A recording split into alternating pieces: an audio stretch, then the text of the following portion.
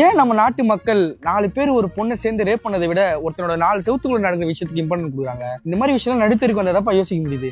எவன்டா இது? அறிவு இருக்கா? நடுரோட்ல பத்துட்டு இருக்க, மேல கீழே இச்சனா எங்களுக்கு தான் பிரச்சனை. பையா போய் வீட்டுல படுத்துவேன். நிறைய தான் வண்டி வச்சிருமா.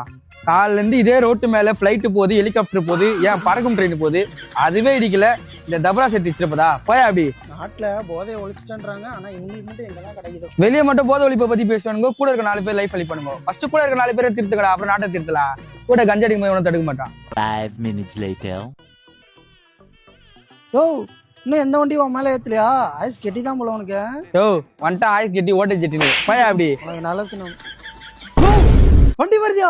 அந்த வண்டி இச்சா நீ செத்துருவியா? ஓடி போயிடியா? செத்துறேன்னா ஜேசிபி டேங்கா எந்த வண்டி வந்தாலும் ஏந்துக்க மாட்டேன், போயிட்டே இருப்போ. போடா நான் பாத்துக்கிறேன். போயா என்ன ஏரோப்ளேன் லேண்ட் ஆகிற சவுண்ட் கேக்குது? இங்க ஒரு ஏர்போர்ட் ஓட்டு போட்டாங்களா?